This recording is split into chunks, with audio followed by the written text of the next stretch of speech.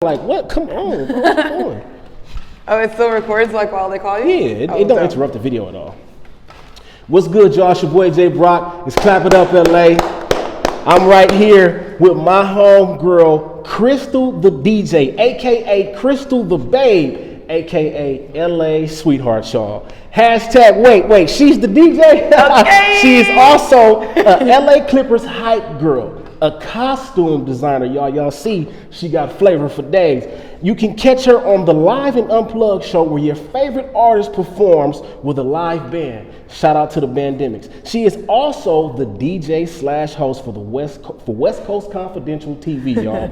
You can RSVP for Crystal the DJ's official birthday celebration where the bad bitches will be linking up. And for the Rolling Loud after party, December 12th. Hurry up and click that link in her bio and make sure you go party with all the bad bitches because it's going up December 12th. It's going up for my B-Day. You know I always got the bad bitches with me. Oh man, so how you doing today? I'm doing great. The sun is out. We looking good. You know, the chocolate skin cracking. I feel it. It's a pleasure to be sitting here with you. I am so thankful. Since I've been following you, just seeing your process and everything that's going on, it's very inspirational. You know what I'm saying? So, childhood. One of the things you speak on in your childhood is the fact that you were sheltered. What do you think those effects have on people as they grow up? And do you think it's a good or bad thing? I think it just depends on the person. Honestly, it can turn into something good. It can turn into something bad. My parents, I was really shy. Okay. So my parents really encouraged me to just like come out of my shell. They put me into acting classes where I met a lot of people like Buddy, DJ Fawcett. Yeah, a lot of people that went through that same acting school as me are kind of doing some things now, which is really cool. So it's really cool for all of us to be like popping or like, you know, working on our like individual in our individual fields, but they encouraged me to really just be out there and just believe in myself. So I think it turned out to be really good for me. You know, the thing is, I can say that you are the life of the party. When I see the videos and Crystal the DJ is around, Crystal the DJ is the hypest person in the room. So you already know, you go to a party with Crystal DJ, the energy is going to be there. Now, one of the things you speak about, which I can see, you said it by the way you dressed, you were a tomboy. But when I see you, I see the woman. You know what I'm saying? So when you live in your life, you know, what conditions someone to be a tomboy? Dang, I don't necessarily think someone can be conditioned to be a tomboy necessarily. I think it's really, again, like it's an individual thing. Like I did play sports, but I don't know, I just never liked dresses when I was a kid. I hated dresses, I hate skirts. I equated it with going to church. And like church isn't a bad thing, but you know, if them like them little church dresses, I was like, I don't want to wear no stockings and them ugly little shoes. Like I don't want to wear none of that. So oh my goodness! That's really what made me more into like shorts and tees and sneakers, real streetwear kind of vibes. But now the more I'm into fashion, the more I grow older, I'm very into like dresses and like you'll definitely still see me in some sweats and like today, like I'm wearing a t-shirt. Yeah, facts. Still dripped up. You know what I'm saying? Still dripped up. You know. Okay. Shout out to Dirty Laundry LA. Shout out to Dirty Laundry and LA. Yes, sir. But yeah, I think that it's, again, depends on the person. I just didn't like church dresses, and that's why you want to wear sneakers and t-shirts and I feel shorts. That. I understand it. I never looked at it from that perspective. Like, you know, that's different. I've seen some, like I remember I had a homegirl in elementary school. All she would wear was basketball jerseys, jeans, and things like that. But one day her parents made her wear a dress, and she just cried the whole day. It's like you see Love and Basketball. Like, it was kind of like that. I mean, she looked great in a dress, but it's like, she like sat like this. I'm like, girl. Come on. But it just depends on the person. No, facts. So when you were playing softball, was that something that you were like seriously passionate about at that age? At the time, I definitely was. I was pretty good. Shout out to the shortstops out there, second base aid. Shortstop, second base. All right. Yeah. Until like I went to college, and this was like a life lesson for me. I went to college and tried out for the team at SDSU, and one of the coaches was like, I don't think this is gonna be good for you.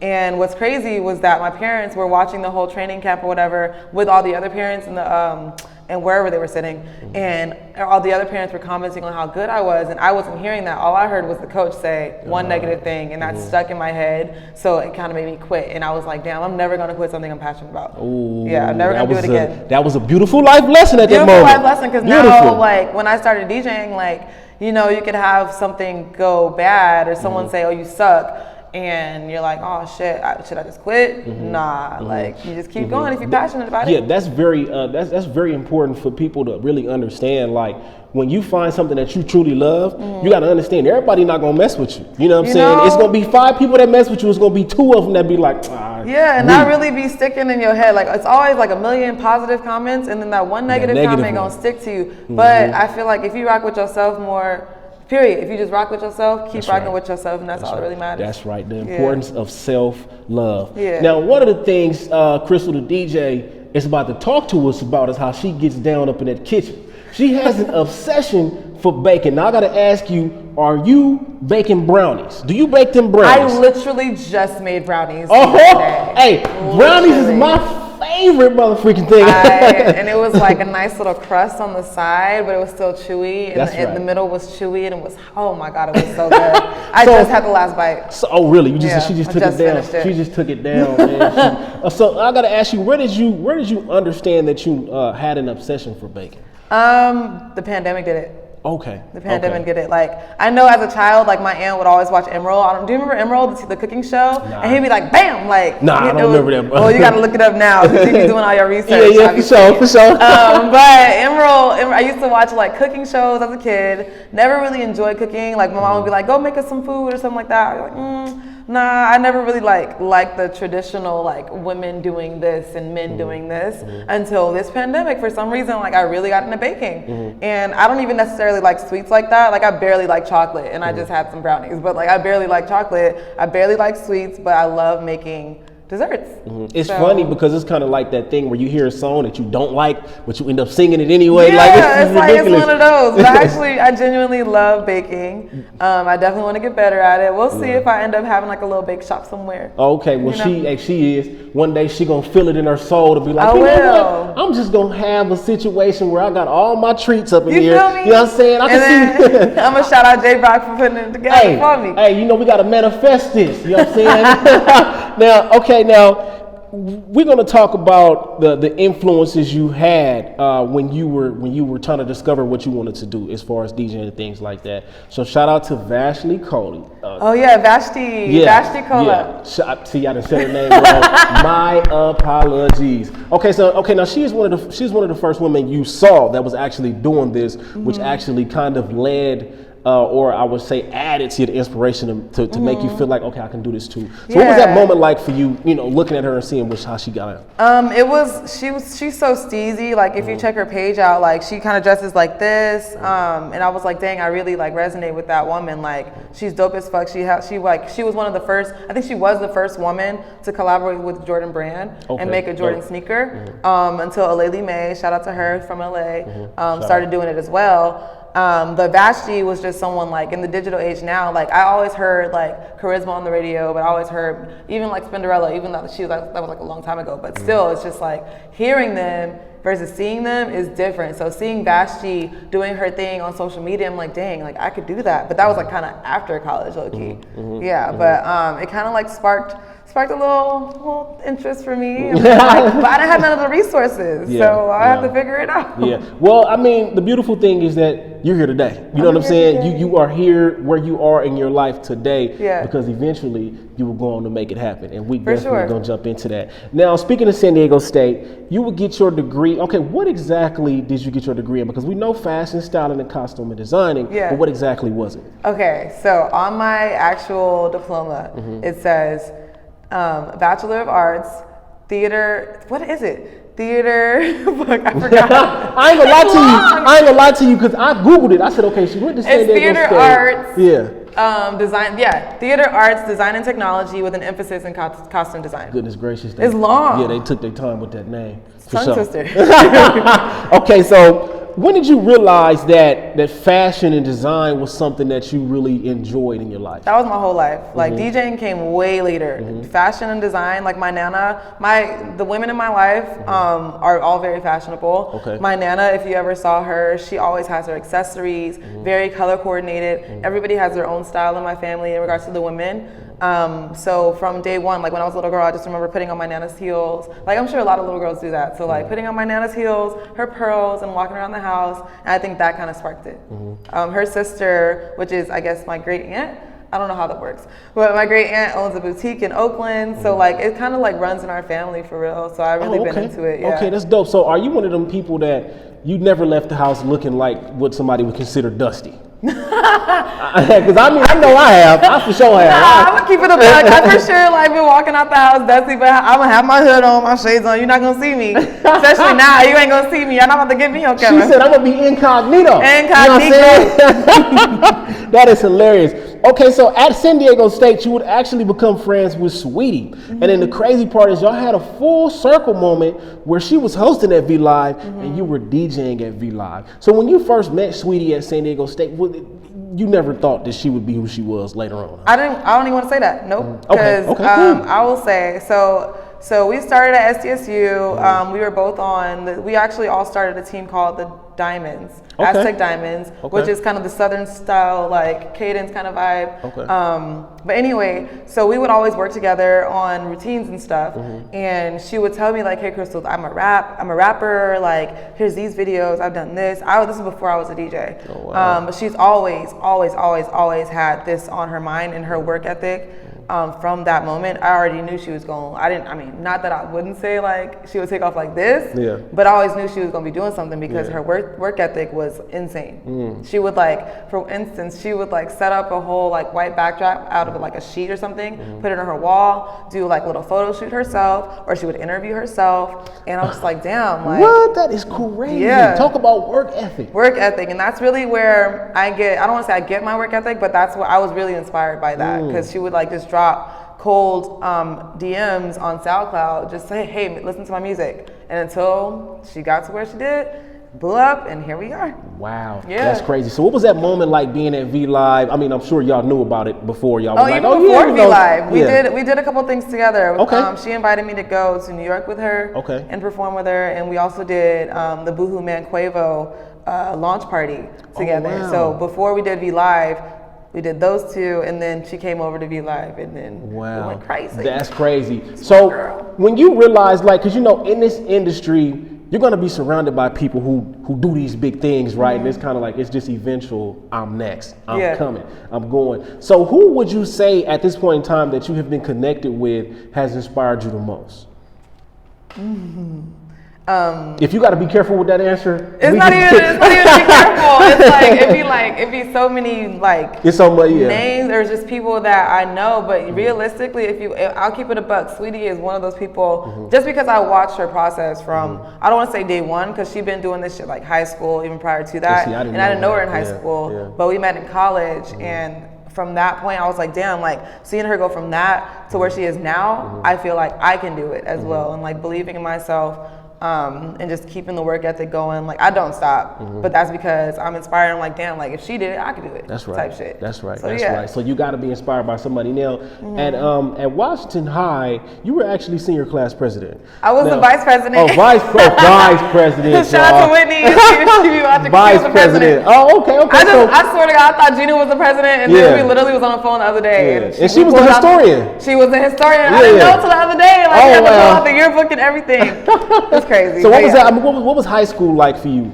I would say like I fit in with a bunch of different friend groups, but never fit into just one. I had a couple homegirls. Like I was the dancer, performer. I was playing softball. Did the announcements. I had AP classes. You did announcements at what, football games? I did. Nah, I did. You know, in the morning when it be like do the Pledge of Allegiance, shit like that. We go through what we gotta go through. I was one of those people. Oh wow! But you have that voice, because I remember when you sent me the voice chat on the DM. I'm like, man, she got a strong voice. She got like a strong, powerful voice. That's crazy. That's incredible. So what were you nervous when you were making those announcements? Nah. You couldn't see me. You couldn't see me, so it was like, all right, bet. Let me just run this. I mean, sometimes they can't see you, but you be like, hey, everybody. But I was like, you hella nerd. Not today. No, I was definitely, because by then I was very, very much out of my shell, performing everywhere. I wasn't nervous to like talk to anybody, and you really couldn't see me, so I was like, I'm gonna just do it, knock it out real quick, and keep it pushing. Like, I wasn't nervous at all. That's crazy. That's hard. I mean, you know, at least it came natural to you. So this is what's natural now. After graduating San Diego State, she would end up meeting a DJ who liked her. Finessed the situation, got the man to teach her how to DJ, but she still had to get up in that car and drive from LA to Pomona every week to use this equipment. I can shout it now. Do your thing. You know shout out. He don't even DJ no more, but shout out to DJ Young Big, Brandon Baker. Man, shout out. He went to Cal Poly Pomona. Okay. We met, I think it was a Kappa party out here, and he was too young for me, but I was like, oh, you a DJ though? All right, bet. We can definitely. Wait a minute. Are you a DJ now? Okay, I mean we could link, we could connect and shit like that, but I wasn't really rocking with it like that just because he was younger than me. But I saw the opportunity, and he would definitely like make me pull up. There was no elevator, and we would pull that heavy ass equipment up the stairs, and like he would help me a little bit, but I definitely carried that heavy shit. He was like, "You gonna want to do this for real, right?" I was like, "Yeah." He's like, "All right, so carry it." Wow. So. Well, shout out to bro for being the vessel in her life. You know what I'm shout saying? out. So what were those lessons? How rough was it when you first started? Was it sounding terrible, or did you get on there and was it just natural again? Nah, hell no. Okay. It's so funny. My very, very first party was Pajama Jam. You just reminded me of that. Yeah, the IE. In the IE, and it was me, Young Bake, Charlie Cinco. I forgot who the last DJ was. But Brandon was like, all right, so look, I didn't have a computer at the time. Okay. He's like, all right, so look, you could go out of this one crate only. And I saw it was like all mainstream shit. So I did, but I'm like, what the fuck? Like, I could do better than this. But it was just so mainstream. I was like, fuck, this just don't sound good to me. I always wanted to scratch. My homie DJ C Hud, he taught me how to scratch. He was really good at scratching, and I would just like try to mimic it because it's really kind of hard to even teach someone to scratch. At least in my opinion, it's hard to teach someone to scratch. You just get it naturally the more you practice. But in the beginning, it did sound a little rough, but you know, like it's cool makes perfect. though. Yeah, it's cool. Practice makes perfect. I mean, were you discouraged at all when you first started? Because that's where like most of the discouraged, because it's kind of like that one try. I suck. I don't want to do this no more. Were you discouraged at all? Nah, because remember I said like that coach said I couldn't do it and I quit, and I said I'm never gonna do that again to myself. Okay, so that is afterwards. Cool. Yeah, okay, perfect. So it was definitely hard, but it was one of those like C-Hud and I we would session literally every single day. How long would the sessions be? Well, he would go to school at West LA, so however long them classes were. You was up there getting down. He would let me use his computer for the whole day, and I would just do that. I mean, like I would have to go do some stylist work, but then I would come back and like do some DJing stuff. But that was like every single day. So I was just really in the lab. Like it reminds me of like how Kanye like locked himself in the room and would like make a beat every single day during the summer. So that's kind of how I felt. That's crazy. That's the type of dedication you gotta have. Yeah. And at the same time, you still working in styling design. Okay, now where were you working at that point? I was assisting, so that was around 2016, 2017. So I was assisting Addie Samuel, I think around that time, and her main clients were Janae Aiko, Big Sean, and Kelly Rowland. Those were her big star clients. And then she had some others. So it was really still busy for me. So. Okay, now I gotta ask you, because I personally don't feel like I dress the best. Like I feel like I really don't. You dress like a Cali man. I mean, no, for y'all sure. Getting y'all sweats and stuff. This ain't even sweats. It's Fashion Nova right here. Come on, man. Fashion Nova got sweats. These are pants. You know what I'm saying? Sweats. Nah, but what is some advice that you would give someone who would be like, you know what, Crystal the DJ, you're a fashion stylist. What should I do? How should I learn? How should I dress? How should I color coordinate? What are the things that you would advise that I do to start dressing better?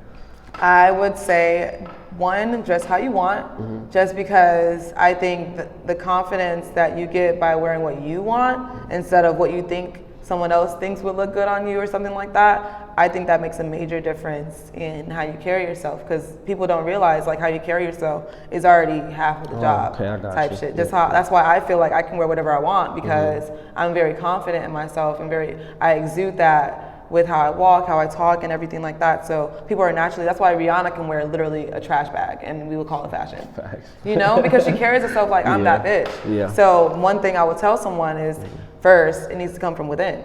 Then I would say dress for like your body type. There are some guys that be wearing like mad skinny jeans, and like, if that's what you want, cool, but just like wear something that's flattering for your body type, shit like that. I love color. We tend to wear a lot of neutrals. I even found myself wearing a lot of neutrals when Kanye went in Kim's closet and took all the color out and put neutrals in. Man, I was influenced by that for a little bit. So I'm like, let me start throwing a little color in there. It makes you feel better, you know? So like things like that. But my main thing would be dress, have the confidence in whatever you wear, period, because that's already half the job. What is your favorite fashion era? You know, like in the early 2000s, we got the 12X long white T-shirts with the pants inside the shoestring. It's so funny because we was thinking we was steezy with that shit. We had now the you big look ass back. pants and stuff. Like we had the scrunchy socks. The scrunchy socks was bomb. I love the scrunchy socks. No, we had what's the fat man name? Fat man, Fat Albert. Fat Albert. We had Fat Albert. Oh yeah, the Fat Albert jeans, the red monkeys. Of course, the True Religions, which I think kind of watered down now. Yeah. So I mean, what's your favorite fashion era when you think about today's fashion compared to back then?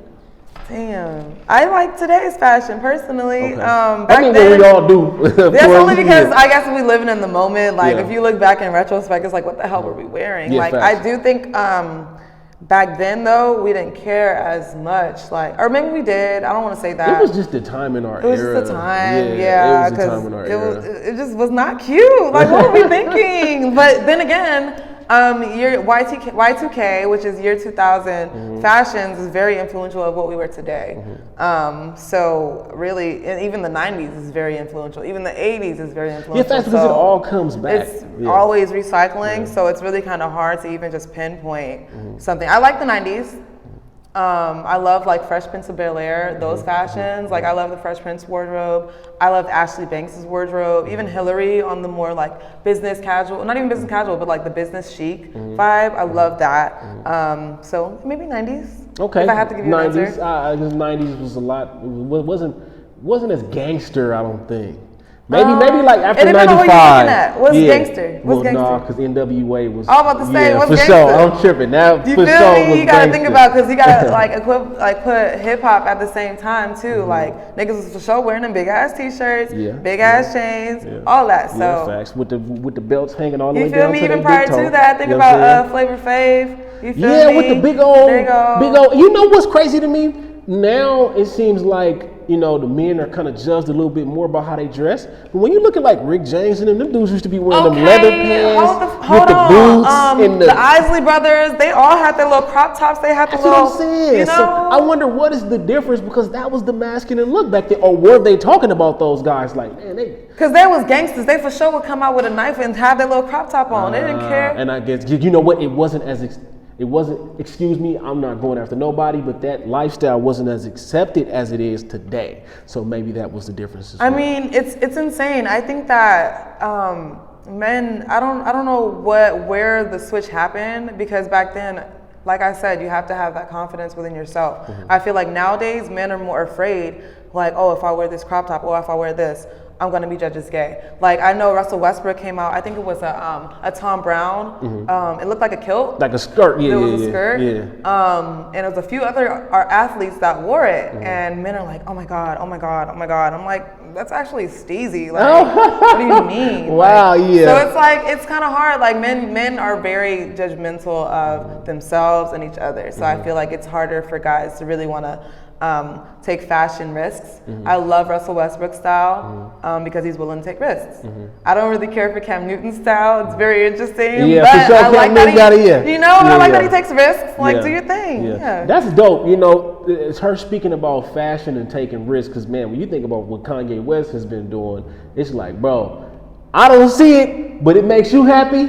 You a billionaire? You can't talk about you got on some Yeezys no. I'm just talking about the big T-shirts with the whole. I didn't necessarily understand that first, but I mean, at the end of the day, I'm not judging them. I'm like, that's you, Kanye. I don't agree with the price tag of that big T-shirt. Honestly, I don't agree with that. But I do agree with pushing the envelope in regards to challenging what the norm is, because that's essentially what it is. Like, people bought it. Right. At the end of the day. Facts. You feel me? Yeah. So like, even with his with the sneakers, like, I don't know necessarily like the exact name, because these are super cute. I love these 350 boosts. Those are super cute. I'm a what about the flat-footed. foams? The foamy ones with the little holes in it? The foamy ones. Oh yeah, I want some of those too. I don't know. Fire. I think they're like 370 or something like They're that. fire. But Even the slides. yeah, I love these shoes because I'm flat-footed and they're comfortable for a flat-footed person. Yeah. If I probably walk around in them, my feet will hurt. You know what I'm saying? Like, it's ridiculous. Got the De La Soul. But hey, look, if you flat-footed, go ahead and get you some 350 I'm boosts. gonna be flat-footed too, but hey.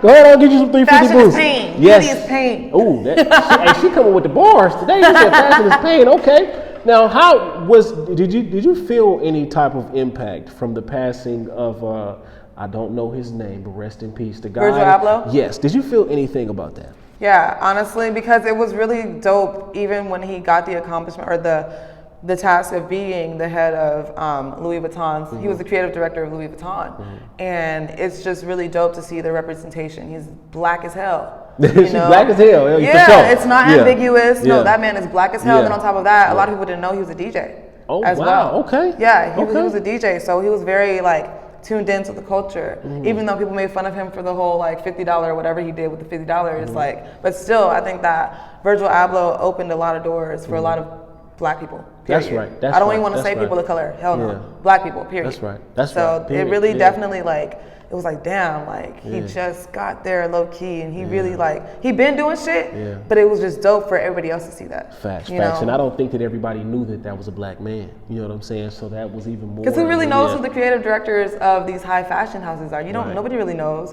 until Virgil Abloh. Yeah. You don't know Virgil. People paying attention. But you know what? The thing is, that sparks someone else to understand that they can do it too. You know, and shout out to everybody out here creating their own Clap it brands. up. You know what I'm saying? We clap it up to that. Yes, indeed. Now, speaking of the 90s, you were inspired by Dr. Dre, and you also have hopes to be a producer. Now, we got to shout out DJ Charisma, one of your inspirations. Shout out Mustard, too. Yeah, Mustard. Yeah. You can't forget about Mustard if you're from LA. DJ Atron, DJ Kevin Kev. Big homies. And then one day, you went from watching Charisma to being on set with Charisma. Yeah. You know what I mean? So, when you think about that, you know, that like full circle moment, where do you feel that, you know, you begin to learn more about these people, especially being on set with DJ Charisma? What were some of the things that y'all talked about when you first got on set? I learned actually, like, it's a lot more that I've been in the room with her a lot more. I would say earlier this year, she's done a lot more like strip club things that I was around for. And just, I would like try to slip in a question here or there, just trying to get some free game or whatever. And I noticed that she still deals with a lot of bullshit, even just being a female DJ. Oh yeah, for sure. And I was thinking though, her stature, her level of, I guess professional, like she's been doing it basically. I wouldn't have expected her to go through any bullshit. Like she's still going through, not even just to put her business out there, but like she be going through, like people be trying her and like, don't be trying my homegirl. Yeah, like, for sure. Yeah, you know, but I'm like, damn, like I'm dealing with shit and it's still gonna be happening even after all these accomplishments you've had. Like, damn, like women have a long way to go. That's beautiful. Type shit. Yeah, that's beautiful that you realized realized it through someone else's situation. Like, okay, well, she ain't got it all perfect. And that means I'm still gonna get up here and deal with it. But the fact is that you watch her do it and you know I can do it too because of that. So when did you first start to really follow what DJ Charisma had going on? And when did you realize she was somebody that really had an impact on you and what you do? If you hear Charisma, that's already it right there. I heard that on the radio, and even just me being in the booth with her, I think it was 2019. I was in the booth with her. I didn't DJ that night, nothing like that. Like I was around True Car, and True Car's, I don't want to say, I guess I was his manager at the time. But still, I was like just around basically, and she really did me that favor because she knew Charisma and put me in the booth with her. And I was like, oh shit, this is dope. Like, all right, that's my first opportunity and to make an impression. I didn't really do much, nothing at all, but it was another moment where I was like, oh, Charisma, I seen her somewhere else. I was like, oh, remember me? And then she remembered me, and I was like, oh shit, and now here we are in the door. But even just to sit there and watch her go through her transitions and just watch her live and how she handles the night, how she reads the crowds, what she plays, stuff like that. I don't necessarily copy. I don't really copy. I do everything kind of like off the dome when I'm DJing, but just to understand what's okay. And I'm like, oh shit, you could do that? Oh shit, you could run it back right there? Oh shit. Like, it's just little things that I would just like make note of and just apply it to my own style, and then just throw my own Crystal the DJ on it. That's right. Crystal, you know? I haven't heard your tag yet. I haven't heard it, but what is your tag? It's my voice. It's literally Crystal the DJ, but I like manipulated it. I put a little echo on there. Oh, okay, yeah, because they make it sound really exotic. Yeah, so my background also, my dad owns a production company, and I've learned how to edit and stuff like that. So what I did was take my voice, I recorded it on my phone, put it on like, it was a video software. I think it was either Premiere Pro or Final Cut, and I just like manipulated it that way. And I was like, all right, boom, put the echo. All right, that's my tag. That's hard. That's hard. I love the DJ tags when you in the club and they play. I'll be like, man, Crystal that's hard. DJ. Yeah, that's exactly. Okay, see, that's what it is. Crystal the DJ for sure. Now, you also want to get into producing, and Dr. Dre, you say, is one of your inspirations for that. So, what is it that when you start to produce, what type of music do you want to produce? I thought I wanted to produce hip hop, but truthfully, I really like house music, and I actually really like electronic like dance music as well. Even just like my background at SDSU, it was predominantly white, so we would go bar hopping and stuff like that, and it was not always like hip hop. So like you don't have to figure out what you're rocking with. Something, because when you get that liquor in your system, you feel and me? they get to play that music, oh man, they get to play that music, get to going up on me. That's cool. And then I also think that it's a bigger market. Avicii, I think he passed already, RIP. But I noticed how big he got, even just producing. There's a DJ now that I recently discovered, DJ Storm, even though she's been doing her thing. She's a black woman, and she does, I don't know if it's EDM or house or mix, but she produces her own tracks, and then they go up, and I'm like, hold on, that's money. Right. That is money right there. So I'm like, I want to do that, and I think that is going to take me to a level that other hip hop DJs have not gone before. That's right, because that's what I plan on doing. You'll be versatile, you know, where one DJ may be strictly hip hop, he ain't playing no slow jams. See, and I'm already versatile when it comes to that. Like my sets, like it's so funny. People will try to pin me as, oh, she a trap DJ, oh, she a hip hop, oh, she can't play R&B. Do you think they're tougher on you because you're a woman with that? Most definitely. They try to they try to play me a little bit. Like they try to do that, but I'm like, no, just throw me the ball. I'm gonna smack that thing out the park. Yeah, man, don't put my homegirl in the box. You feel me? You know what I mean? She makes the box. I made the box. In the box. Shout out to Roddy Rich, because he actually went diamond talking about the box. You know what I'm saying? Shout out to DJ Kevy Kev. I saw that he did like a little video and shouted you out or something like that. Now, what is your relationship like with DJ Kevy Kev? That's the big homie, him and Atron. Yeah, shout out Atron. Kevy Kev. He took me on, he would do like these high school tours. Like he went to Crenshaw, you went to Crenshaw. So he every year does like their homecoming. I think he took me to their prom one time. I don't know if was it homecoming or prom? I think it was homecoming. He took me to the dance, took me to the pep rallies, and then we would go to multiple schools. So he taught me how to like get into that.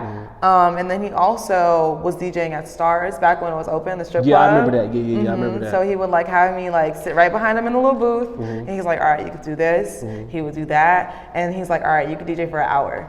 And like, granted, he gave you the baton. Go ahead. He said, oh, you could DJ for an hour. You good?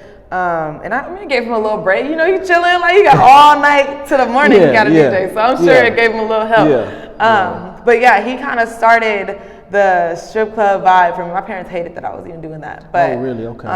But he kind of put me into that and got me started with that. And then I kind of took that and went to V Live, and then went from there. I learned from DC, who was the owner of V Live, who was like, you need to cut down how long you playing songs and do this, this, and this. So it's a bunch of like different inputs that I've gotten over, I don't even want to say the years, like it literally happened over the span of like end of 2018 to 2020. Damn, I've been doing it. Yeah, she's been doing it for a minute, you know what I mean? Now, Okay, now I gotta ask you, okay, we learn as we go. Now, like you said, the guy told you need to kind of shorten the songs up. What are some of the other lessons that you learned while you were on the turntables doing your thing? Read the crowd. Don't trip too much over a mistake.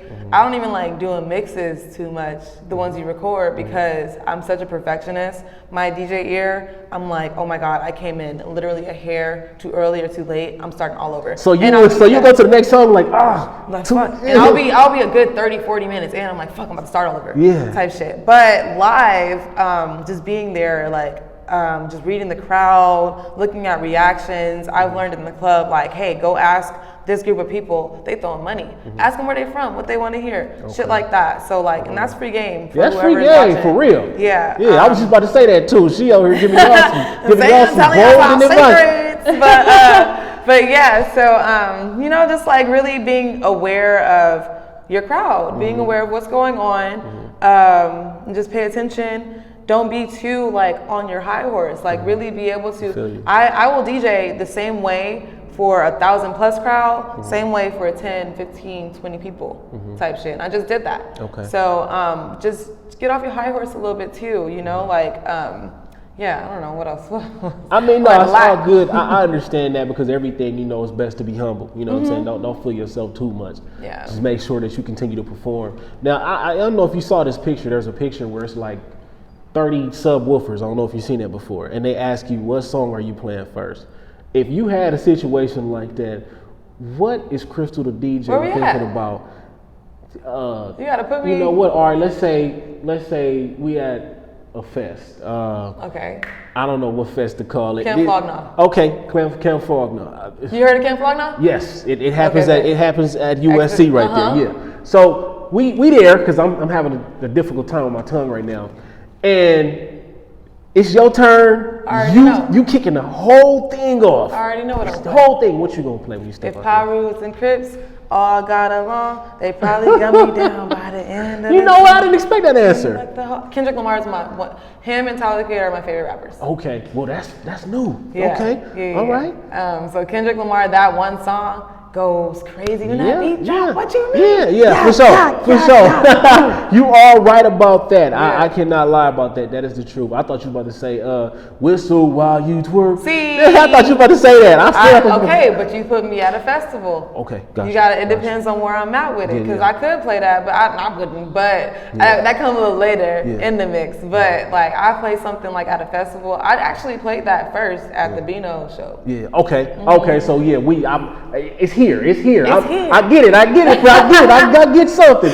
Now, 2016 we talked about that was your first time DJing at the IE Pajama Jam party. And at this point in time you were DJ Filthy Rich. Are there any nerves for your first time ever stepping in the booth and putting on for a crowd? Yeah. How was you feeling?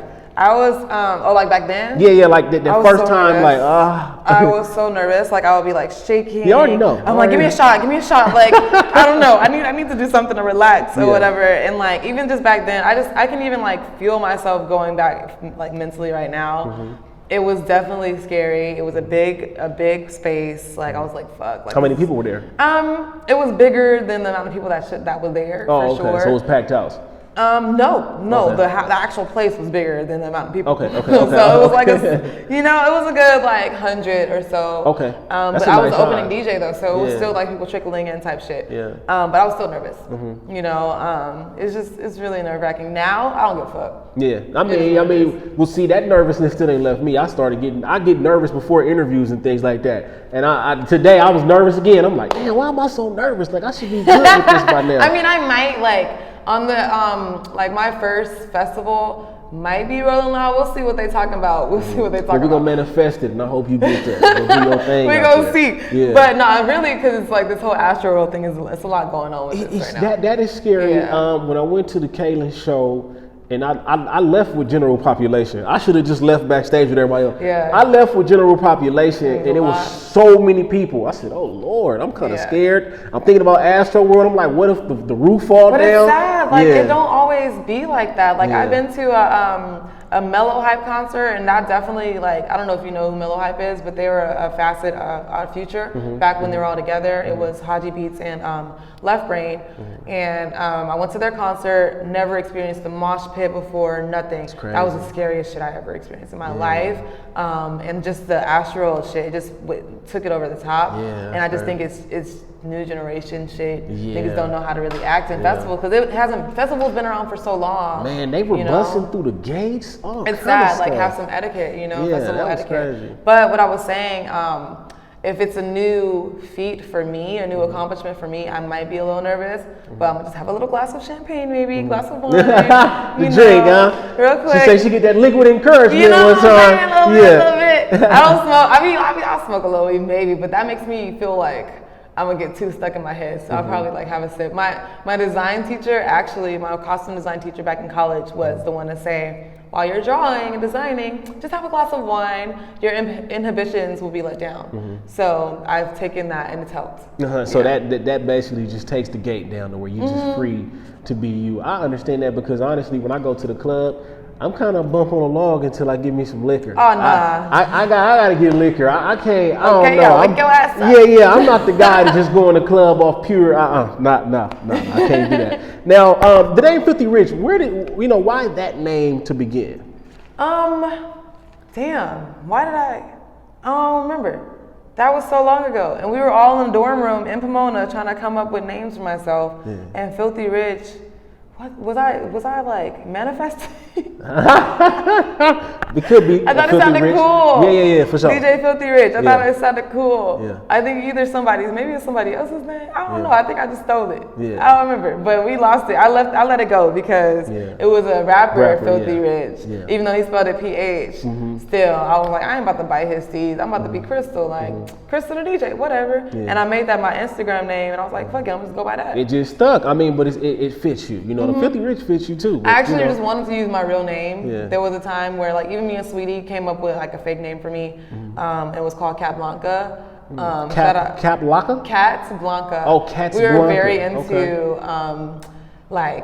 Scarface vibes. Okay. Like, we were just walking from practice one day and we were just coming up with names. Dang, that's a hard name though. Cat Blanca? Yeah, that's a hard name. Don't say that, because my parents legit was like, why did you let that name go? But I actually really wanted to go by my real name for whatever reason. Yeah, no, that's cool. Yeah. That's tight though, because your real name is you. You know what I'm saying? So that's nothing that anybody could ever argue with. Now you started dropping the Filthy Rich Fridays on SoundCloud. By the way, just click, actually go on SoundCloud, look up Crystal the DJ. It's gonna say Filthy Fridays. Filthy Rich Fridays. I'm about to take them hoes down and make some new ones. But why though? That's you know classic. What? You're right. That's classic. You're gonna hear all the little semi-mistakes that I've made. I should put some new ones on there so we can hear the difference. Yeah, no, facts. That you should do.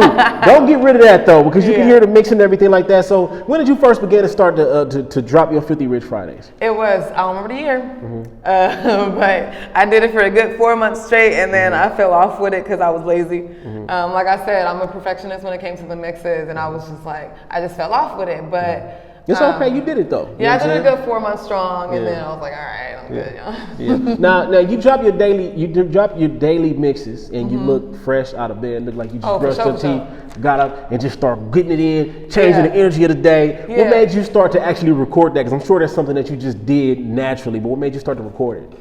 Shit, damn, because back then I was very into the YouTube thing. Like even prior to when YouTube really blew up with the influencers, like I wish I had all those old videos, because I was actually ahead of the game with myself. Even before all the reels came by, I was ahead of the game with dropping those minute mixes and shit. I'm like, oh shit, like, okay, but then I fell off with it. But what got me into it, I think I just had encouragement from outside, literally saying like, can you just post more music, post more mixes or whatever. So I was like, fuck it. Like I didn't want to sit here and make excuses like, oh, I need to get dressed, I need to do this. Nope, roll out of bed, brush my teeth, eat whatever I wanted to do, but then get straight on the mix. That's right, because them videos, man, you never know what you're doing to somebody else. They was going viral low key. I was like, oh shit. Okay. Oh, see I need to run them back. You never know the impact that you have with these videos. You what I'm saying? And I was looking at one of them and I got kind of caught like, ooh, she going up. This song is hard. I forgot what song you was playing. But I'm like, dang, like, okay, all right. I'll have to get back to that. Yeah, no, that's dope, and I don't see nobody else doing it like that. So you know what I'm saying? I think that's definitely something you should bring back for sure. Now these aren't official college tours, but you know you did Bear Fest at U of A. You DJed for the Kappas at SDSU, the Nightcap in 2018, for the Frat House Boys, where everyone from USC, Cal State Long Beach, Dillard University, where you actually opened up for Boozy. Yeah. She opened up for Boozy. I'm talking about, what do you say? Show me your pussy lips on Ryan Nigeria. Now, she opened up for Boozy, y'all, at Dillard University. You know what I'm saying? That was before pandemic, before he did all the extras, but yeah. Okay, so what was it like? What are the differences when you go to something that's kind of like college-based compared to a frat party, compared to opening up for a rapper? What are some of the differences you have to implement into your game when you opening up for these different types of situations? Well, college parties, they want to dance. They want to have fun. They want to twerk. They don't care about They don't care about no backpack rapping. They don't care about none of that. They don't hear none of that. The girls want to twerk. I was a college student. I was a huge partier. So like I knew what I wanted to hear. So I'll be like, all right, I want to hear some ratchet shit. I know they want to hear some ratchet shit. So I'm gonna definitely just play it. Fuck it. Like, and that's really how I go into college shit. I just pay attention to the girls. Damn, I'm about to get some free game. The girls that's the key. Okay. Hey, she giving all kind of free game on Clapitup LA. I appreciate it. You know what I'm saying? Somebody can use it. You know what I'm saying? Yeah. Like in college parties or just parties in general, you get the girls on the dance floor first, and then the men will follow. That's true though. That's true. Yeah. So that's how you get it started. And then in regards to like DJing for artists, it's about the artists. Yeah. You feel me? If I'm opening and then I have an artist coming out with me, I'll play. Shit, like for the Bino tour, I opened for Bino, but I was DJing with Airplane James and Sham, which go by 110. Shout out to them. But I played If Pyros and Crips. I played Mad City, I think it's called, by Kendrick Lamar. I played a YG song, DPT. I played a Wally the Sensei song. Ooh, I know it was going. It was going up for sure. I can't wait to pull up and be at a Crystal the DJ situation. Hey, okay. But when I think about these things, I try to think about the artist's music, the vibes. 110, they are both Plane is from the east side, Sham from the west side. So it's some real LA roots in there. So I was like, damn, where y'all from? So that's how I try to play with it, type shit. So I really just try to think about it as a performance, really getting some engagement from the crowd instead of just thinking of it as, oh, it's the Crystal the DJ show. Right. No, let's vibe together. Yeah, that's the truth. Now, was there ever a moment where you may have been playing the music? Now, we know you feed off the crowd, but you saw the crowd just wasn't moved by it. How do you deal, like, mentally, how do you deal with that type of situation? In my head, I ain't gonna cap. I'd be like, what the fuck? Do something, dance. What can I do? Like, what more do you want from me? What do you want from me? Shout out to Tyrese. Man. I for sure have had that moment. But that's also a time where you can go into the crowd. Like, don't be afraid to get off the stage and go into the crowd. Where are you from? Where's this group from? Even just talk on the mic. Where y'all from? Like, type shit. Oh, y'all from here? Bet, play this song. But then on top of that, without even doing that, you can play around with the music selections as well. If you're going hard and they not reacting, maybe play some R&B, see how they react to that. Or play some girl shit, react to that. See how they react to whatever you play. And that's why as a DJ, you have to be able to dig into your crate. That's right. You can't just go in there with a set.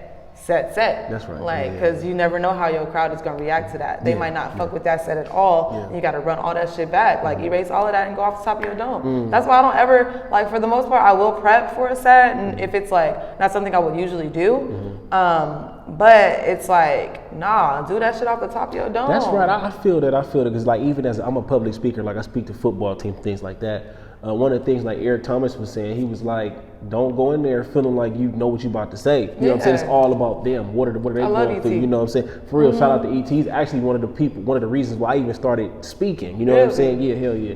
So, that was just like some advice. Just make sure you read the crowd and feed off the crowd's energy. Now, being a female DJ has its pros and cons. Now, one of the pros is it's not the only pro, but Crystal the DJ talks about how she's cute, you know what I'm saying? And who wants to stare at a guy DJing all day? You know what I'm saying? And also, okay, the cons. You know, people try you. You know, you said you had a situation where people were acting funny with the money.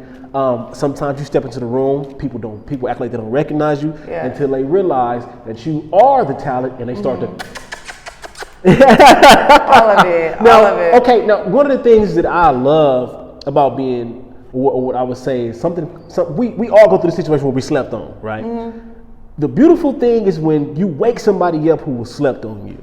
You know what I'm saying? Because it's like, oh, now you realize y'all been doing this. You know, so when you have in these situations, you know, dealing with the cons and things like that, how have you learned to adapt and learn that you got to be tougher? You can't be so nice. You know what I'm saying? I learned that shit in the strip club. Okay. For sure. Okay. Like there was DC. Shout out to him, DC 7 Up. He was the owner, and there was another DJ Snook. Shout out to him.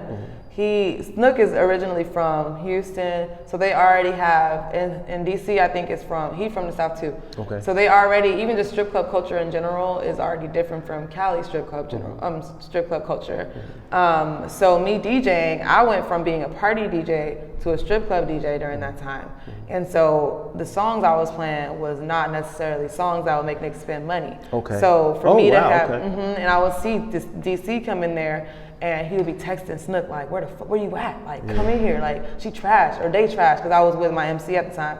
And like, he would just be like, where you at? Snook wasn't trying to pull up. So DC started giving me criticism, like, and I couldn't take it hard. Like, I couldn't take it like it's a bad thing. It was one of those, do this or you fired type shit. And it's like, that's really real. And I really look at that for any situation now. It's like, you got to make it do what it do. Somebody ready to replace you type shit. You feel me? So like, you can't be in your emotions all the time, and that's right. I learned that. So I learned that the hard way, type shit.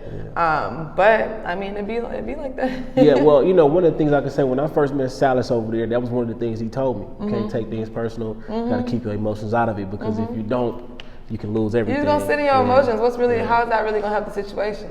Are you thankful for the criticism that he gave you? Absolutely. It made me, at the end of the day, a better DJ. That's right. It 1000% made me a better DJ. Even just other DJs come up to me and ask me for a game like that, and I'll be like, all right, go to this point in the song, or just listen to the point in the song, read your crowd type shit.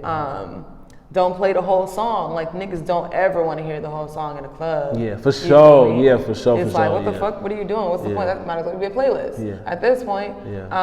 So I forgot what the question was, but I learned a lot. No, it was the criticism. Just being thankful for the criticism. I'm very, very thankful for it. Yeah. No, that's good. Now, the hashtag wait, she's the DJ. Tell us about when you first started to put that on there. What situation was that where you was like, let me make something out of this? Okay, so like I said, I was DJing at the strip club, but I had a male MC, shout out to AJ. He would talk on the mic, and he was good and stuff, but I was DJing, and like, it's easy to not be noticed, because all you hear is the person on the mic, and they automatically thinking that he's the one DJing. Oh wow, that's crazy. So a customer would come over to the booth, ask him to play a song. He'd be like, shit, ask her, she the one doing it. And they'll be like, wait, she the DJ? Exactly like that. Exactly like that. And it happened so many times. I was like, damn, like, I need to just make something out of it. So that's where I got that from. That's crazy. Now, we talked about how, like, not getting noticed in the room. Do you ever feel any type of way about that? Yeah, actually, because it's rude. Like, you acknowledge, if you walk into the room, go into a studio, it's women and men in there, and you go handshake all niggas, it's offensive, because like, what, I'm not a person? Like, damn, like, it's just really annoying. Like, it shouldn't even have to be me being the talent. Now you say hi to me. No, all of a sudden acknowledge you switch up everybody. Now. And I actually saw somebody tweet something like that, and a guy was like, well, we don't know if it's like, if you're the homie's girl, regardless, you say what's up to everybody, like, and that's just really how I feel about it. And then you be like, oh shit, you're Crystal, all right, cool. Then I wouldn't be as turned off by you once you do realize who I am, type shit. Or at least if you don't know me, say what's up, introduce yourself. Like, people don't have no etiquette. I feel like that's, especially now, because shout out to Cypress Marino, Chris Muniz, they started to bring me around everybody. And I make it my point to, what's up, bro? J.Brock, Clapitup LA, what's up, everybody? You know what I'm saying? I ain't gonna cap. Nowadays, these women, we bosses, period. Yeah, and facts. so like the fact that you don't acknowledge as one woman, she could be that one thing that's gonna really boost your career to the top. Facts. It could really help you, or she could have a connection that Facts. really make your shit pop. Facts. And it's like you just didn't acknowledge her. Now she's completely Then turned you off completely by you. screwed. You know what I'm just fucked saying? your whole Because shit up. yeah, for sure. Yeah. I understand that, and I never looked at it that way. But you know, as she said, when you walk in the room, say hi to everybody. You know what I'm saying? And at the end of the day, just because you said hi to a woman, don't mean you getting at her. You look at her eyes. You feel My me? name is such and such. It's respect. How you doing? It's That's all it respect. is. Yeah. So you know, just try to be mindful and do better with that. Now, Crystal the DJ has DJed for a number of events and venues. We're talking about the Belasco, Nike. She said, when Nike calls, I'm there. I'm there. V Live, Holland is Release Party, Trap Kitchen Vegas Memorial Party, Cali Freaknik, McFadden's San Diego, Icon Nightclub. And guess what, y'all? She has DJed at World on Wheels, the iconic landmark in LA, y'all. Now, what was it like? Rest in peace, World on Wheels. Yeah, you know we what I'm need to bring saying? that back again. Man, what was it? I know Nip revived it. I mean, you know, Nip and a team of people revived it, and I thought it was here to stay. But what was it like being able to DJ at World on Wheels, Nike, V Live? You know, what is it like being able to DJ at in these situations? Shit, they're all very different for sure. Just even the music selections you play there, very different. Like you don't go playing strip club music at World on Wheels. That's for damn sure. That is for damn sure. But what won't you play at World on Wheels? What is a yes and what is a no at World on Wheels? Because you already know. I won't give you specific songs, but I'll give some more game. Oh, you know what? She's supposed to be charging y'all for this. You know what I'm saying? I won't say specific songs, but with skating venues, people want to keep the rhythm. So you don't want to have a song where there's no like steady, like a bass or a steady clap or a steady something. Like you don't want something where it's them just talking and it's nothing underneath it. You feel me? It don't matter how hard it go on the radio. It don't matter how hard you rock with the song. If people can't bop to it and skate to it, because that's really what they want to do, then it don't work. And I actually learned that from DJ Complex. Shout out to DJ Complex. You hear how many people she's giving a shout out and thanks to, because you got to understand throughout your process, it's people that you're going to meet along the way that's going to add value, and you're going to add value to them. So, you know, the kind of no new friends thing, it don't really work in this industry. You got to make new friends. You got to make new friends, and not necessarily, I don't want to say everybody's friends. Yeah, true that. You feel me? But I will say you're going to come across a lot of people that are helpful.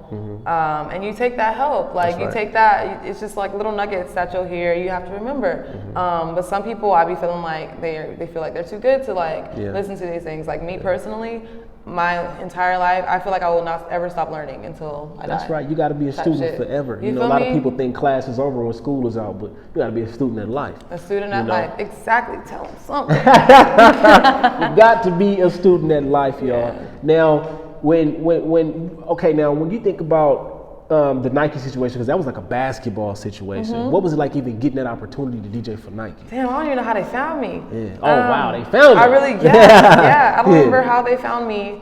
I DJed 2 years in a row for them, and then pandemic happened. But there was it's a East LA Nike store that has like, I guess they have all their Nike people come in and have a tournament. Like I guess everybody's generally athletes, I guess. I don't even know. Nike actually hires athletes, but they're all athletes for whatever reason. And they have a tournament, different teams, boom, boom, boom, and it was just like that. Like, wow. just provide the vibes. Yeah, I know they had to be dope as heck to be. It was dope. It was cold, but it was dope. Now, South by Southwest 2019, you sent an application to everybody. It did not fill it out. However, that didn't work. Airplane James, shout out to Airplane James. He had actually told you to be his DJ, but that didn't work. Yeah, I missed my flight. Man, you missed the flight. How was you feeling at that moment? I was hurt. I'm not even gonna count. Why you missed the flight?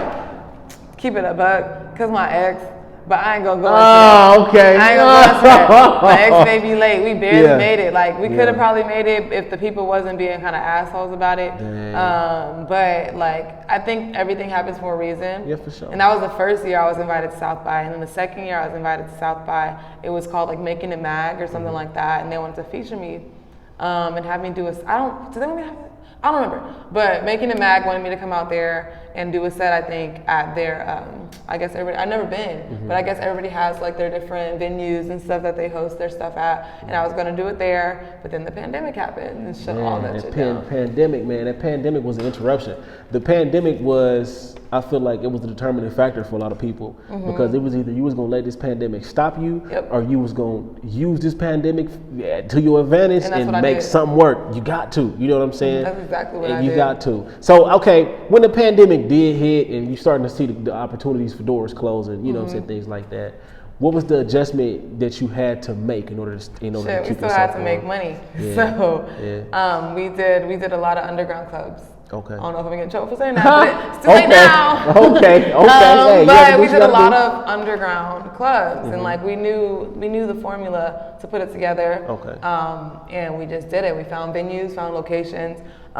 Surprisingly, there's a lot of like hole in the wall spots in LA that you can have events at. And that really sparked a whole like underground pandemic club situation. Like there's been Candyland, shout out to DC for that. There's The Clover, shout out to DJ Sky High. A bunch of different underground parties emerged. So that's really what I was doing all like 2020. Man, it's just always a way. When there's a will, there's a way. You better understand. You're gonna figure it out. You're gonna sit there and sit on your ass, or you're gonna get up and go get it. Man, yes indeed. Now if you look at the hat, y'all, she got on the Yamaguchi Yamaguchi. Hat, are you still selling merch currently? I am, so shout out to that. Just hit me up on Crystal the DJ though. Okay, hit her up on Crystal the DJ. Get your Yamaguchi situation going on. So what was even one of the things you say is I'm a stylist, but I want to wear the clothes too. I've been saying that forever. When did you start to feel like, man, I want my turn. Let me wear the clothes. Yeah, I felt that 100. Like I always felt it, even in college. Like, because I didn't start as a costume design major at all. I went through like maybe 3 majors before. I got to that. There's so many other college students trying to figure it out. I literally, that saying verbatim was that I want to wear the fashions myself. I've always said that. And so when I really was like, I'm gonna do something about it.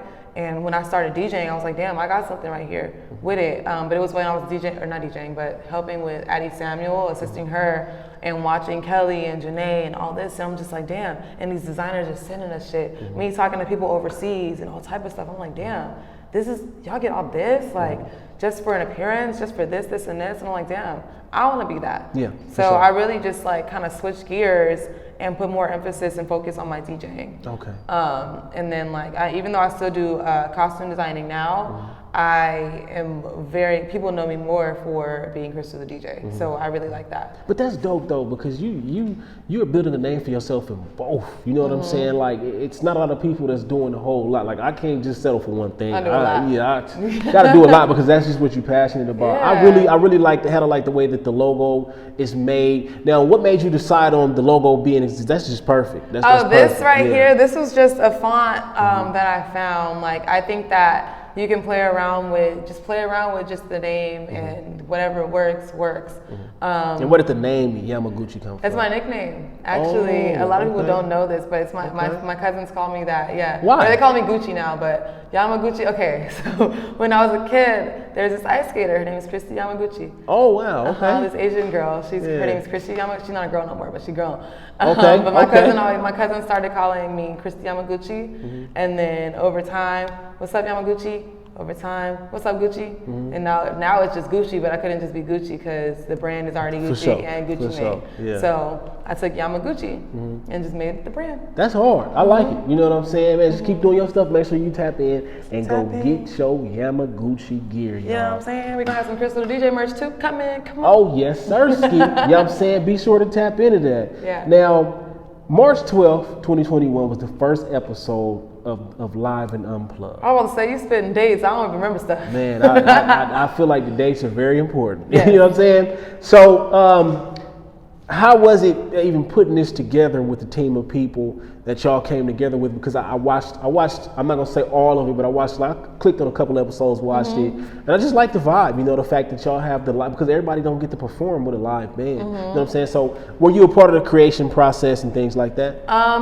I honestly, I don't think I was a part of I think they came to me. Shout out to Breaking Ground TV, Rob. Shout out to Breaking Ground TV. they came to me already wanting me to be the DJ and host. Okay. But over time, we realized we don't necessarily need a DJ. It's all live music. Yeah. And then it just became the host. But really, with that, like, it helped me with my repetitions in regards to just speaking in front of the camera. That's when I started becoming nervous talking. Okay. Like, you know how we was talking about the announcements and stuff. They couldn't see me. Yeah. Now they see me On camera. You got to make sure you're looking good. Yeah, I was nervous. I was so Yeah. nervous, literally so nervous. And I would try to just memorize what I would want to say until at one point I was like, man, let's just be natural. Like, whatever. I mean, like, yeah, hit your talking points, but just say what comes to your mind. And that's what got me more comfortable to do West Coast Confidential. That's right. That's right. West Coast Confidential. Now, September 23rd, when I'm not a DJ, I work on TV and film. Now, one of the TV shows that you did your costume and designing for was Jay Leno's You Bet Your Life. Now, did you ever get to speak to Jay Leno?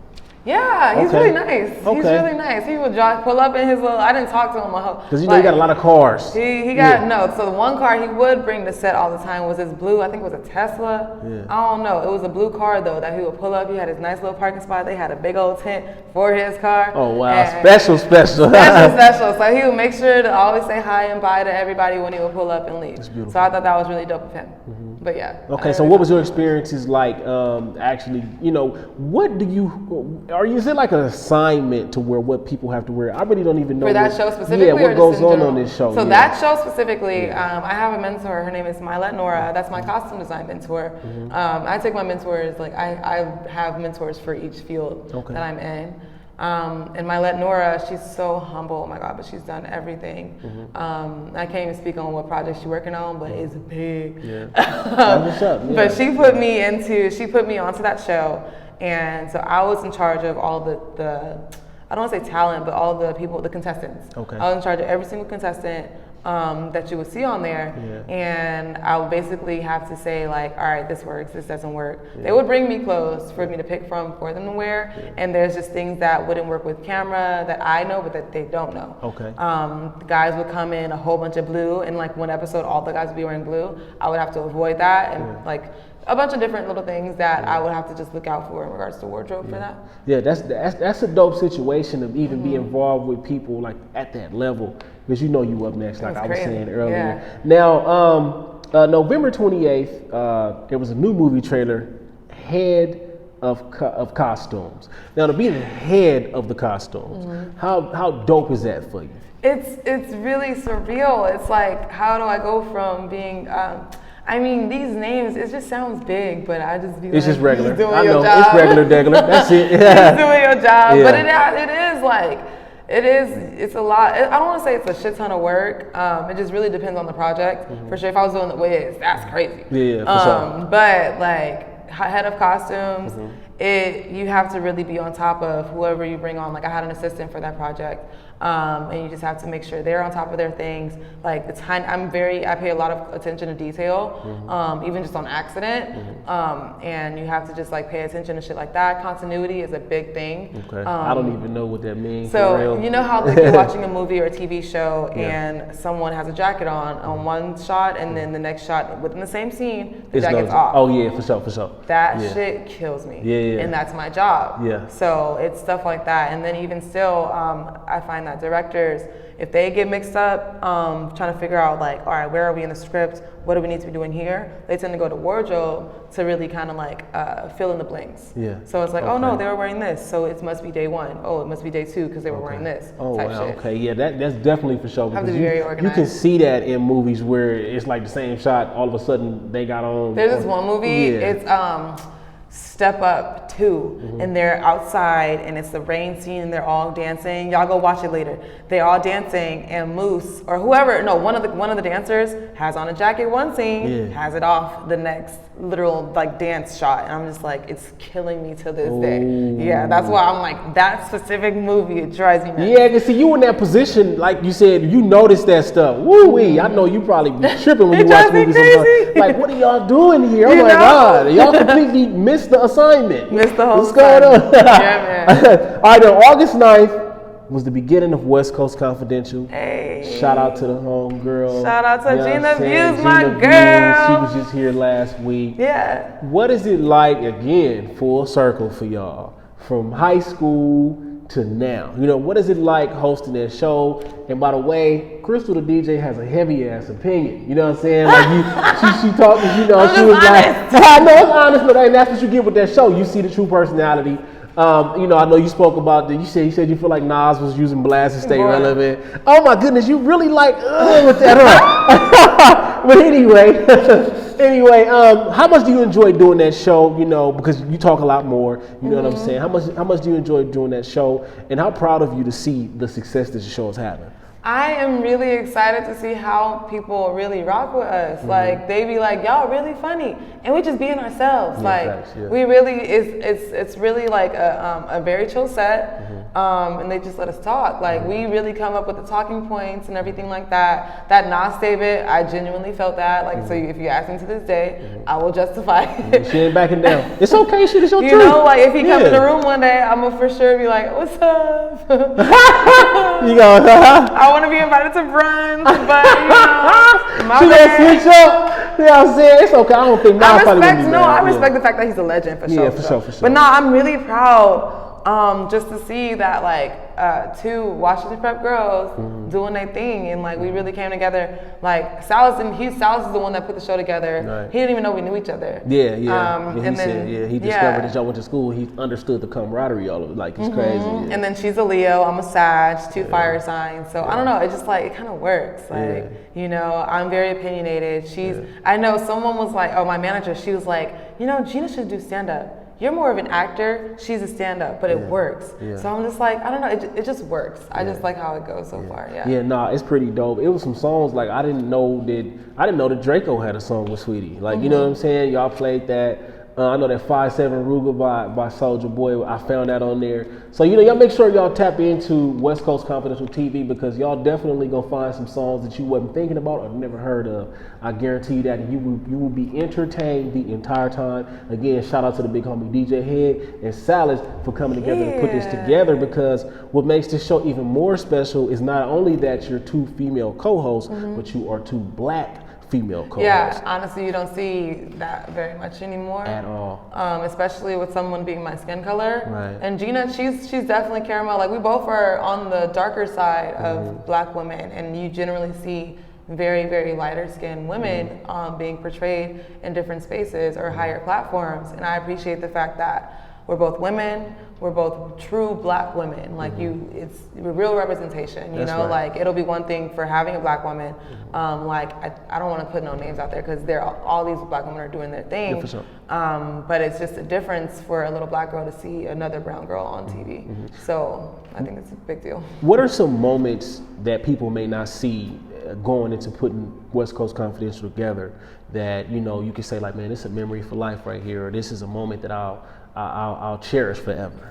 Literally the other night we on FaceTime. Yeah, for sure. We were on. She said the same thing. No. That happened after. That happened after. Yeah. So I'll speak on it. Yeah. So we just shot our last episode for this season before we go into next year, and for some reason that phone call started at 5:58, 6 o'clock, which is usual for us. Didn't end until 4 a.m. What were y'all talking about that whole time? Goodness gracious. A lot. Damn. But it wasn't all pertaining to the episode necessarily. Just life and things. Yeah, but I really cherished that one phone call because Gina just felt like we were going through all the stuff, the recaps that we were going to show for the episode. She's like, I don't know, I think we're missing something. Let's call Salas, let's call Head. So she added them to the chat or to the phone call. Head is literally on like 92, what the fuck is on? 92.3. 92.3. He's literally on 92.3 live DJing, and then he answers the phone. I'm like, oh shit, okay, all right, bet. So we end up on the phone, just talking. They're giving us game, like we're just, going back and forth. So that was the moment. Even Gina kept saying it on the phone, like, I love this moment. Yeah, that was good. Like I love this. And I was like, somebody went to work when that conversation started and was off by the time y'all was dead. legit. I was like low-key falling asleep toward the end. Like the phone, the FaceTime failed, and Gina called me on the phone and called Salas on the phone, and I'm just like, damn, this shit's still going. Yeah.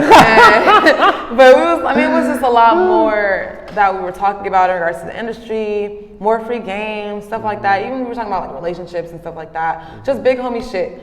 And that was just something that everybody can't get. That's right. Especially from Head and Salas. Like those two are so prominent in the game. Like, whether people know how much Salas does, like, I respect Salas so much for what he does. Yeah. So I really just cherish that moment as well. Even just DJ Head as well.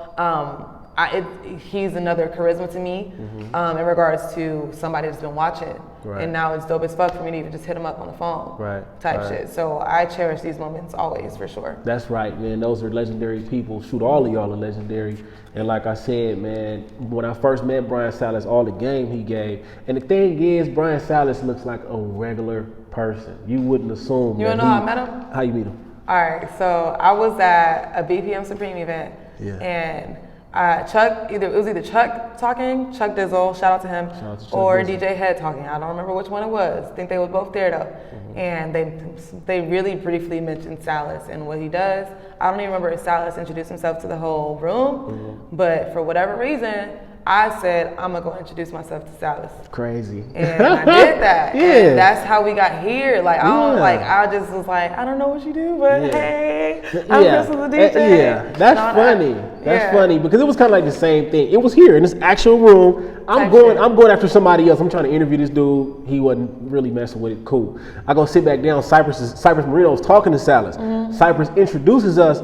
And when we started talking, I'm like, man, I met this dude for a reason. I don't know what it is, but I met him for a reason. Divine timing. Yeah, for real. It was, because I swear to you, it's crazy because it's kind of like that situation where they say when one door closes, the other one opens. That was literally it. You know what I'm saying? Like, so don't be discouraged if it's a person that you're going after or an opportunity that you're going after and it don't work out. Don't even be discouraged. I understand, but at the same time, you got to look at the bigger picture sometimes and understand that might not be it for you. You feel me? Okay. Swallow your pride. You feel me? Not too cool to go introduce yourself. I honestly don't see myself as, because some people will look at it as like, oh, you're a groupie for wanting to go speak to somebody and introduce yourself. I think you should definitely like tuck your tail, go walk over there and say what's up. Like if you, and that, you never know what that moment is going to turn into. And that moment with Salas at BPM Supreme headquarters turned into West Coast Confidential for me. Man. And a whole bunch more opportunities. Like he's hooked me up with Netflix, like a whole bunch more opportunities. So it's just like, you never know what that opportunity is going to lead you to. So. And it was funny because Salas was like, I'm talking about, Salas looks like a regular person, bro. Like his Instagram don't even have his like picture on the profile, on like the icon. Nothing, none of that. And one thing he said, man, I'm probably the most important, he said, I'm the most important person in this room. He said, I can change anybody's life in this room. And I was like, he'd be like, I'm Salas. Yeah, and I was like, well, damn. You don't have to look like you got tens of millions of dollars. Nope. You know what I'm saying? To be the most important person in the room. But the importance of introducing yourself to people because you never know. You know, respecting people because you never know. You might like we said earlier, you might disrespect the wrong person. You might disrespect the wrong person, and now you just messed up for life. You just messed up burnt the whole bridge. For real. So man, do y'all best to be respectful. Now, November 19th was the first post that you posted as an LA Clippers hype girl. Now, I'm a Lakers fan, so we beat the Lakers. Yeah, I saw you. She was popping it too that night. She popped it that night. What they say? The best team won tonight. The best team won tonight. Shout out to Luke Kennard because he did that. Now, were you a Clippers fan before this? I didn't even care about basketball. Oh, okay, all right. I was finna say, don't be no cap. But I definitely like I represent LA. Period. Yeah, there you go. You feel me? But Clippers pay me my baby, so yeah, for sure. Shout out to the Clippers. Yeah, for sure. If they pay you, you know what I'm saying, you all for it. Cap. I like just even being in the building and just like watching, like it's just so electrifying just seeing them rally up and really like, even though sometimes it does get frustrating, but when you like, I found myself genuinely being a fan of the game, learning the players' names and all that, just being in there. And it's genuinely made me a fan now. Lakers is cool and all, you feel me? Maybe if I was working for them, I might be a fan, but she said might. Yeah, the Clippers got your heart. They got my heart. Yeah, I feel it. I love like the underdogs. Like I've always felt like Clippers are the underdogs, and people would think they're a joke and shit. But I'm like, damn, nah. Like they could really play.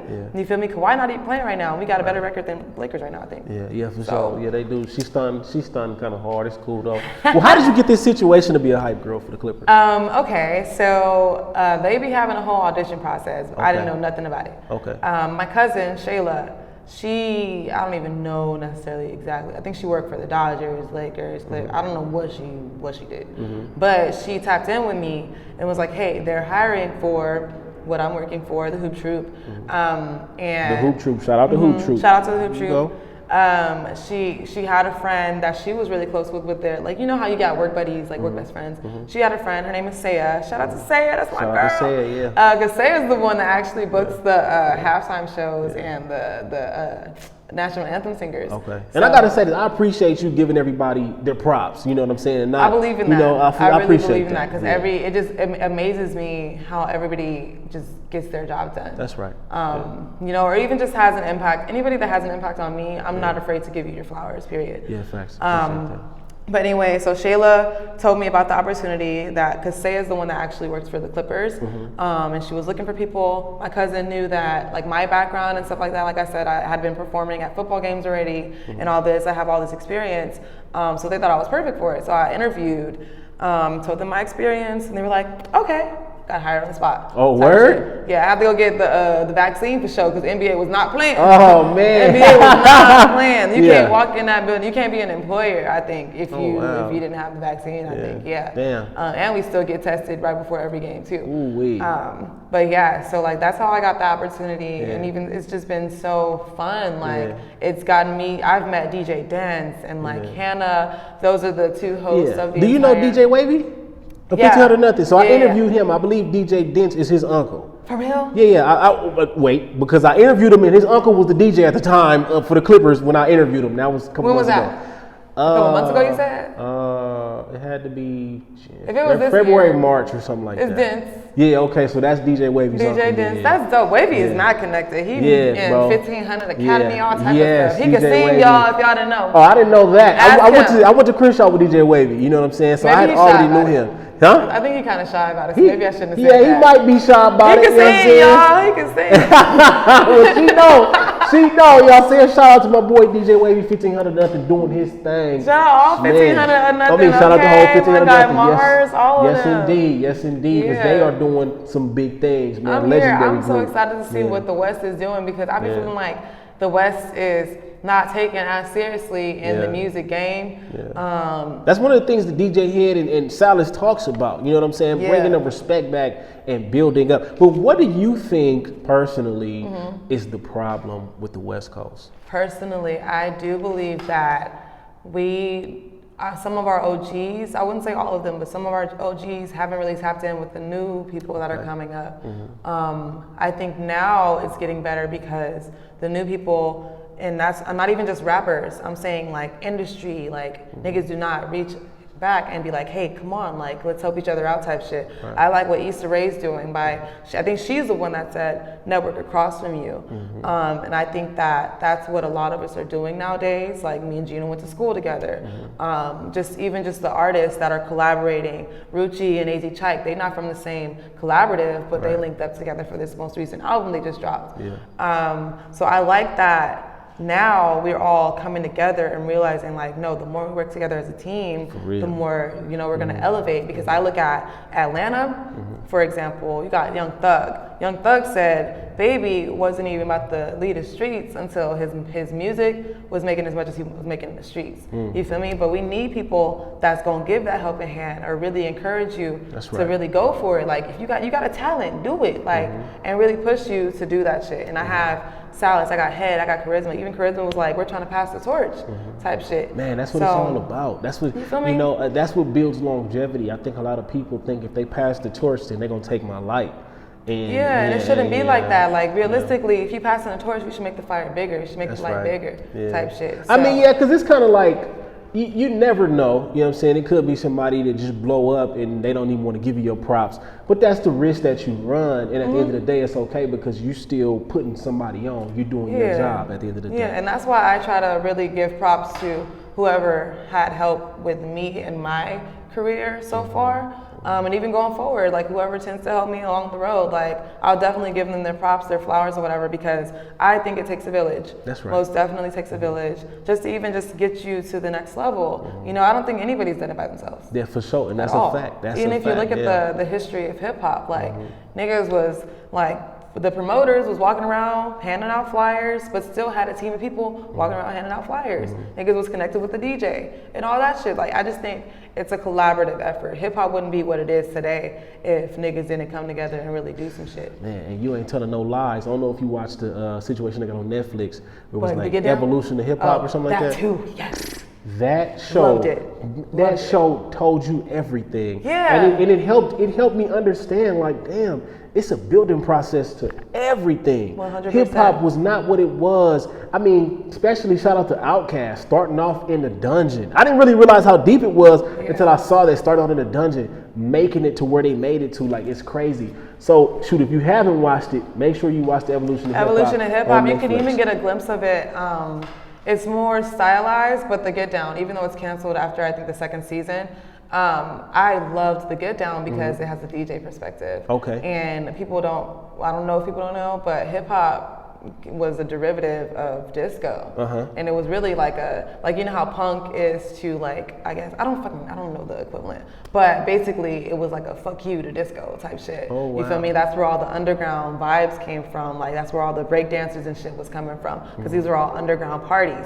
All the beats, niggas was not scratching records because it was really like taboo. You're not supposed to scratch a record. Oh, for real? That was taboo? You were not ever supposed to scratch a record. Probably back then they had a technology to what we have now with controllers and shit. for But sure. like back then, you scratch a record, what the heck? You just messed my record up, like type for shit. sure. You feel me? But now, like, it's turned into a whole, like, shout out Grandmaster Flash. Like, shout out Grandmaster they were Flash. scratching all them records up, and now we have a whole new art form. Wow. With just DJing. That's where all that shit crazy. came I from. didn't know that. I thought that scratching records was something they did from day one. They would That's find the break in the music, keep letting it play or whatever, and just like go off of that. Yeah. Wow. And they would write on it and everything. Yeah. So she's true to the game. She does her homework. You know what I'm saying? How many people do what you do and can tell you where it all started at? I don't know. Yeah, ain't no cap. And it's a couple DJs out there that just be like, I just be pushing buttons. It pisses me off. Oh, really? You just be pushing buttons, bro. Yeah. It kind of like spits on it. I know, like, old school DJs that just do strictly turntables be looking at us that's doing controllers like, you're not a real DJ. But either way it go, we doing our thing. But I be like, the niggas that be just like, I'm just here. I don't even know what I'm doing. I'm just pushing buttons. Wow. I don't respect it. Has somebody ever like challenged you in the booth? Like I don't think you better than me. I can do this better than you. People genuinely, they would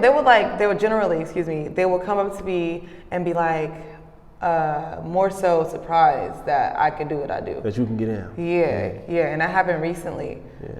Even after all these years, like, of me doing what I'm doing, but then they come see me live and they'll be like, oh shit, like, oh shit, like, and they see I'm going off the dome. I'm not doing this out of no playlist, like, literally, like, oh shit. And I'll be like, I'll talk to them like, what song was that?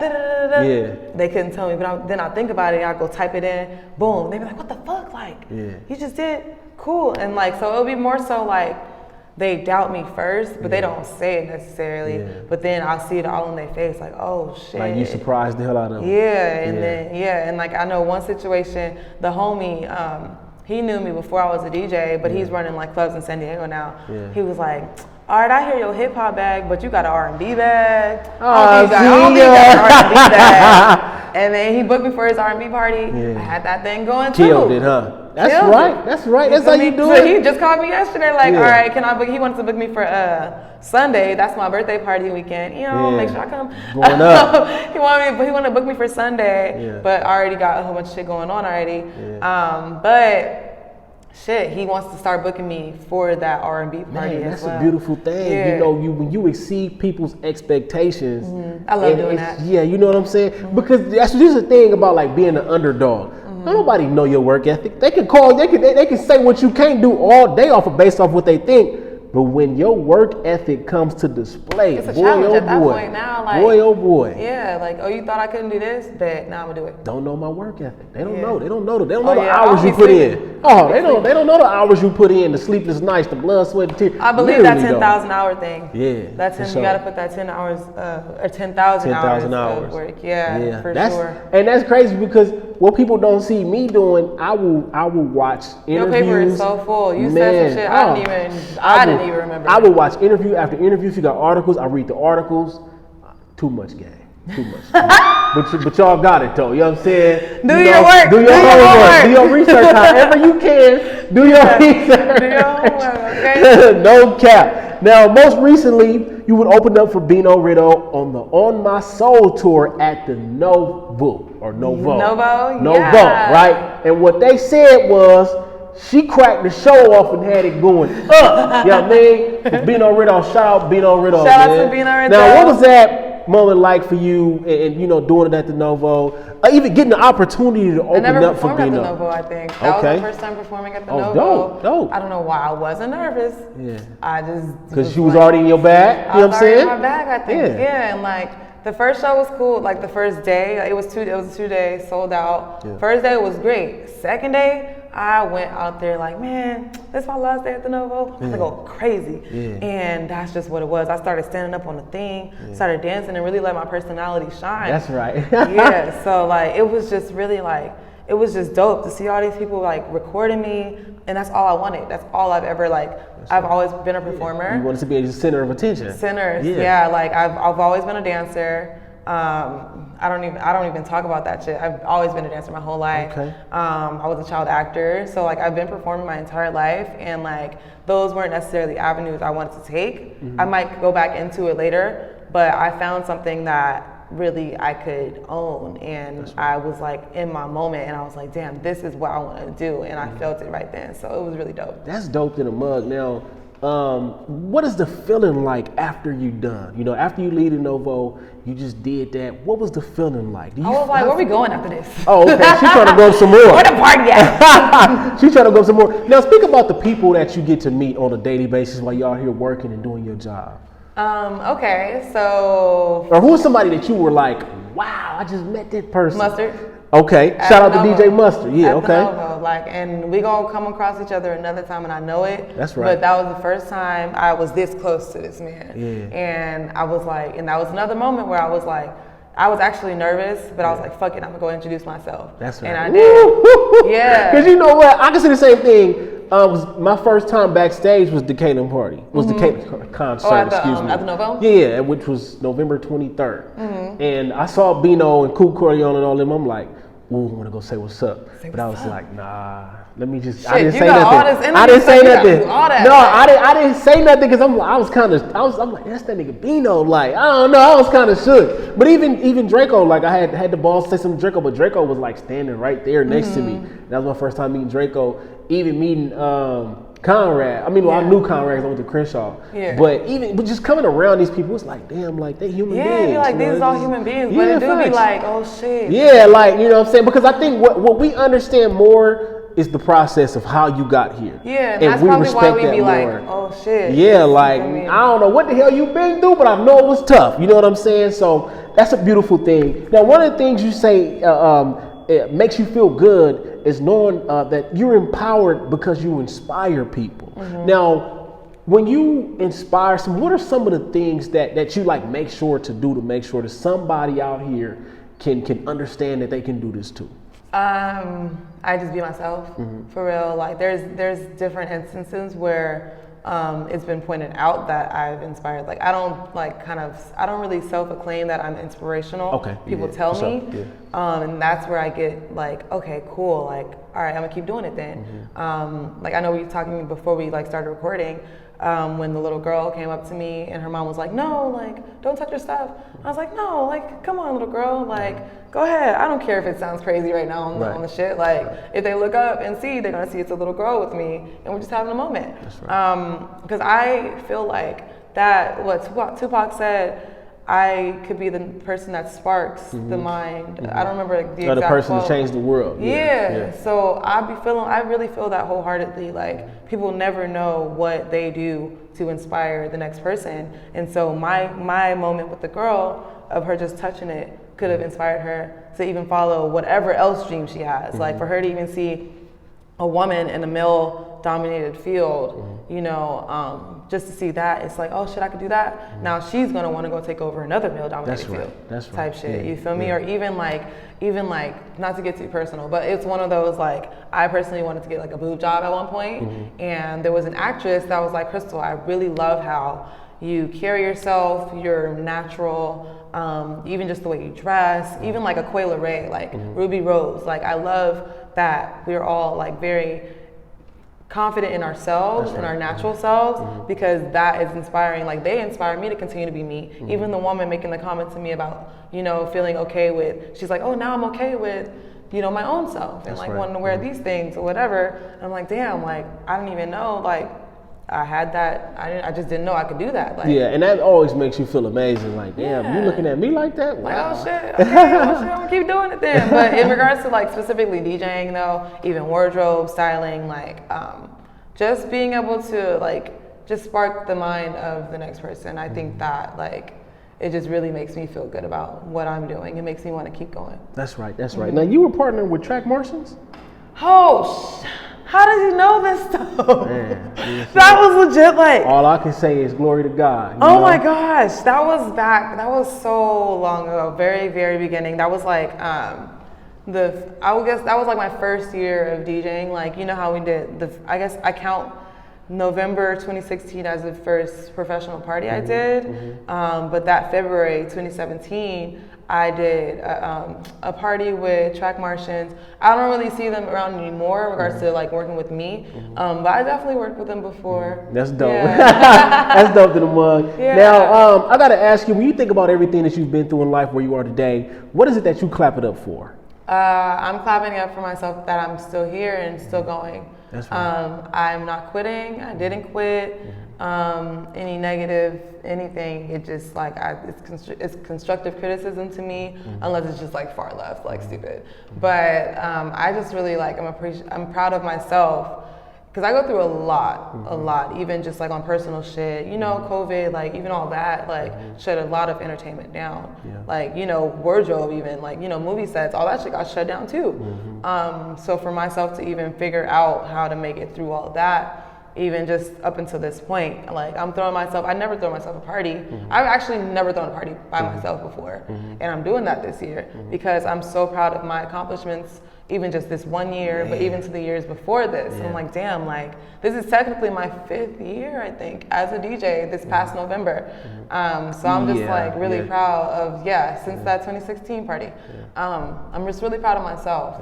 In general, like never let nobody tell you what you can't do. I'm telling you, my thing with that is, you know, somebody told me that I wouldn't make it. You know what I'm saying? It was because I don't do a whole lot of research business structure wise. I'm not the business structure. I'm content, and it was like, well, you ain't gonna make it.